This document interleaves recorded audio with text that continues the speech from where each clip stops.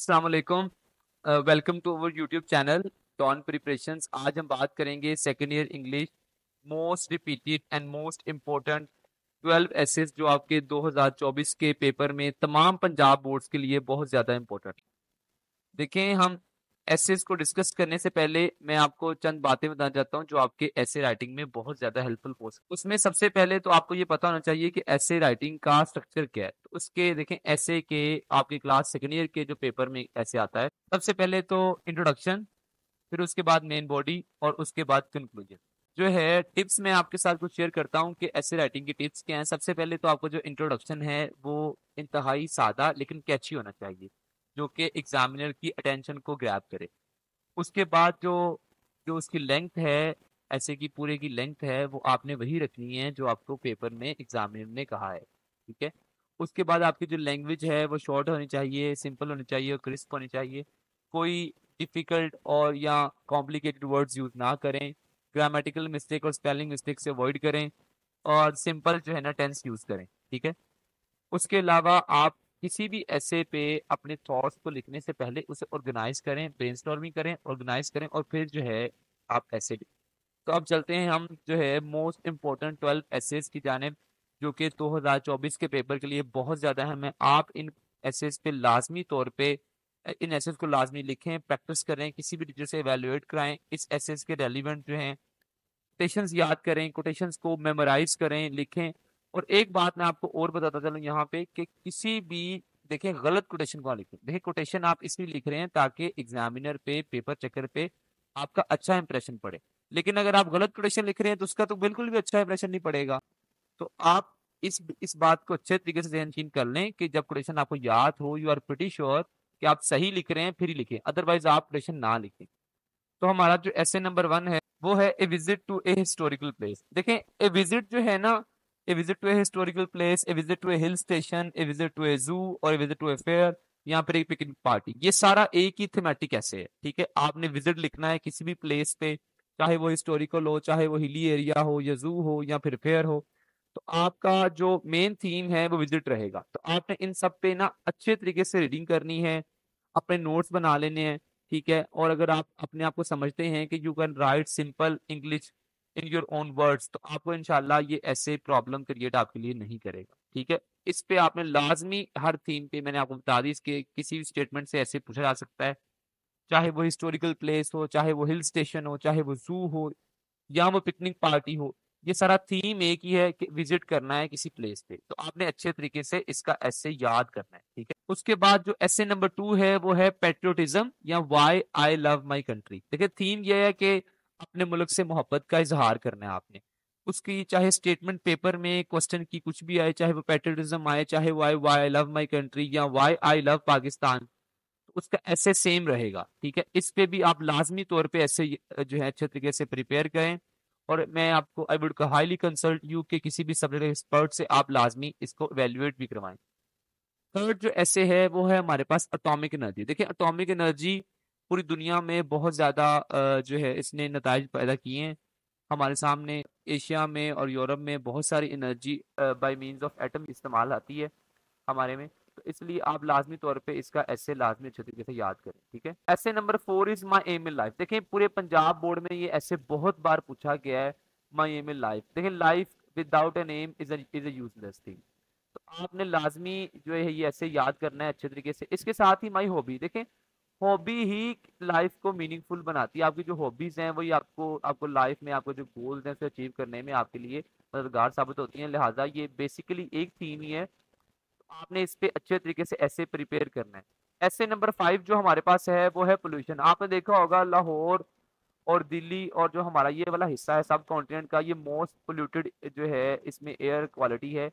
इस हवाले से इसकी रेलिवेंस बहुत ज्यादा इंपॉर्टेंट है। आपको पेपर में ये ऐसे पूछा जा सकता है पोल्यूशन के बारे में या फिर स्मोक के बारे में। स्टेटमेंट बदली जा सकती है लेकिन थीम यही रहेगा, पोल्यूशन। ठीक है। ऐसे नंबर जो 6 है वो हमारे पास है विलेज लाइफ, सिटी लाइफ या traffic problem in big cities. तो बेसिकली थीम हमारे पास है लाइफ का, चाहे वो विलेज में हो चाहे वो सिटी में हो। अगर विलेज में है तो वो किस तरह सादा है या किस तरह कनेक्टेड विद द नेचर है, और अगर सिटी में है तो वो कैसे अननेचुरल है या फिर उसके क्या प्रॉब्लम्स उसकी वजह से क्रिएट हो रहे हैं। ठीक है। तो बेसिकली आपने इनका कंपैरिजन और दोनों के फायदे नुकसानात और दोनों के जो पेक्यूलियर पॉइंट्स है ना, इसको आपने अच्छे तरीके से अंडरस्टैंड करना है और उसको फिर पेपर पॉइंट ऑफ व्यू से तैयार कर लेना। ठीक है, ऐसे नंबर जो 7 है, देखिए आपको पता ही होगा कि पाकिस्तान में वुमेन इश्यूज पे अक्सर बात होती रहती है। पाकिस्तान में तकरीबन 50% ऑलमोस्ट वुमेन है। तो वुमेन एम्पावरमेंट पे या को एजुकेशन पे या उनके प्लेस ऑफ सोसाइटी पे कि उनका क्या रोल है सोसाइटी की शेप, सोसाइटी को शेप करने में, एजुकेशन में, हेल्थ में, डिफरेंट सेक्टर्स में। तो ये it is a very very important. ऐसे अभी 8 मार्च गुजरा है, आपने देखा होगा पूरे पाकिस्तान में औरत मार्च भी हुआ है और इंटरनेशनल वुमेन डे था। तो इस हवाले से इसका जो है पेपर से बहुत इंपॉर्टेंट ताल्लुक हो सकता है, गिवन कि अगर आपकी कोई जो पेपर सेटर है वो वुमेन हो। ऐसे नंबर 8 है my last day at college, my first day at college, या फिर कॉलेज लाइब्रेरी, या फिर हॉस्टल लाइफ। देखिए स्टेटमेंट चाहे कोई भी हो, ये बात कनेक्टेड है कॉलेज से कि आप कॉलेज में गए हैं तो आपका फर्स्ट डे कैसा रहा, आपका फिर लास्ट डे, आप कॉलेज से ग्रेजुएट होने वाले हैं तो फिर आपका लास्ट डे कैसा है। और कॉलेज कॉलेज की लाइब्रेरी, कॉलेज में हर कॉलेज में अमूमन लाइब्रेरी होती है, तो कॉलेज में लाइब्रेरी का बैठने का, पढ़ने का कैसा एक्सपीरियंस आपका रहा। फिर उसके साथ ही कनेक्टेड है हॉस्टल लाइफ। हॉस्टल में इंसान बहुत सारी बातें सीखता है, अच्छी आदतें भी, बुरी आदतें भी। तो आपने जो है ना इस हवाले से अच्छे तरीके से ना ऐसे प्रिपेयर कर लेना है। ठीक है, देखिए ऐसे नंबर 9 इज टेक्निकल एजुकेशन। देखिए टेक्निकल एजुकेशन, हमारे मुल्क में टेक्निकल एजुकेशन का बहुत ज़्यादा फुकदान है। पूरी दुनिया में वेस्टर्न कंट्रीज में तो टेक्निकल एजुकेशन में बहुत ज़्यादा इंपॉर्टेंस होती है। जो नेसेसरी कोर्सेज टेक्निकल वो सिखाए जाते हैं। तो हमारे मुल्क में इस पे अगरचे कुछ काबिश हुई है, लेकिन अगरचे अभी हमें बहुत सारा काम करना बाकी है। तो इस हवाले से ऐसे पूछा जा सकता है और पूछा गया भी है। पंजाब बोर्ड्स में बहुत बार टेक्निकल एजुकेशन पे ऐसे पूछा गया है। एजुकेशन सिस्टम ऑफ पाकिस्तान, देखिए पाकिस्तान के अंदर एजुकेशन की अक्सर डिबेट होती रहती है कि एजुकेशन सिस्टम पाकिस्तान का अच्छा है, कोई कहता है बुरा है, कोई कहता है कि यहाँ पे मदारिस हैं, कोई प्राइवेट एलीट इंस्टीट्यूशंस हैं, प्राइवेट जो हैं मिडिल क्लास के लिए स्कूल्स हैं, फिर गवर्नमेंट स्कूल्स हैं। इसलिए यहाँ पे बहुत ज़्यादा प्रॉब्लम्स जो है ना एजुकेशन सेक्टर के हवाले से बताए जाते हैं। तो इसलिए ये ऐसे भी बहुत इंपॉर्टेंट है। इसके साथ ही कनेक्टेड एग्जामिनेशन, हमारा एग्जामिनेशन मोड क्या होना चाहिए, जो हमने बच्चों को पढ़ाया है उसका एग्जामिनेशन हमने कैसे लेना है। ठीक है, ये भी बहुत इंपॉर्टेंट ऐसे ऐसे नंबर 9 लाजमी अच्छे तरीके से प्रैक्टिस करें, इसको अच्छे तरीके से आपने तैयार करना है और पेपर पॉइंट ऑफ व्यू से बहुत इंपॉर्टेंट ऐसे है ये ऐसे नंबर 9। ऐसे नंबर 10 है माय फेवरेट पर्सनैलिटी। इसी के देखें पेपर में आपको शायद ये स्टेटमेंट आए, या फिर अगर अल्लामा इकबाल आए या कायदे आजम का डायरेक्ट वो ऐसे पूछे तो आपने यही ऐसे लिखना है माय फेवरेट पर्सनैलिटी। इस पे अच्छे तरीके से आप 4 to 5 कोटेशंस याद कर लें, उसे लिखें, प्रैक्टिस करें। और आपको अपने मैट्रिक में पढ़ा होगा, बल्कि शुरू से हम पढ़ते आ रहे हैं अल्लामा इकबाल, कायदे आजम के बारे में बहुत सारी मालूमात हमें होती हैं।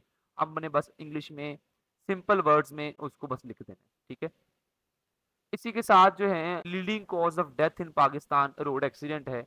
तो रोड हम पे बहुत ज़्यादा एक्सीडेंट होते हैं, ट्रैफिक जो रूल्स हैं उसकी अवेयरनेस नहीं होती बहुत ज़्यादा ड्राइवर्स को। ठीक है, तो इस हवाले से रोड एक्सीडेंट ऐसे बहुत इंपॉर्टेंट ऐसे है ऐसे नंबर 11। जो लास्ट ऐसे हैं वेरी इंपॉर्टेंट, देखें आज का दौर जो है कंप्यूटर का दौर है, टेक्नोलॉजी का दौर है, आर्टिफिशियल इंटेलिजेंस का दौर है। तो इसमें इसकी जो रेलिवेंसी है वो बहुत ज़्यादा इंपॉर्टेंट है। देखें कंप्यूटर डायरेक्ट ये ऐसे आएगा कंप्यूटर्स, या फिर इंटरनेट आएगा, या uses and abuses of science, या इसके साथ ही advantages and disadvantages of cell phone. तो आपने इसको इस ऐसे को थीमेटिकली समझना है कि साइंस क्या है, साइंस के फायदे क्या हैं, नुकसान क्या हैं, कंप्यूटर्स ने क्या रेवोल्यूशनाइज किया पूरी सोसाइटी को, इंटरनेट ने क्या हमें फायदे पहुंचाए हैं, क्या हमारी जो इसकी डाउन साइड्स क्या हैं। तो आपने इस ऐसे को ऑन दी होल जो है ना अच्छे तरीके से प्रिपेयर करना है। Thank you so much for watching over YouTube channel. अगर आपको ये वीडियो अच्छी लगी तो लाजमी सब्सक्राइब करें, फॉलो करें, अपने दोस्तों के साथ शेयर करें। अल्लाह हाफिज़।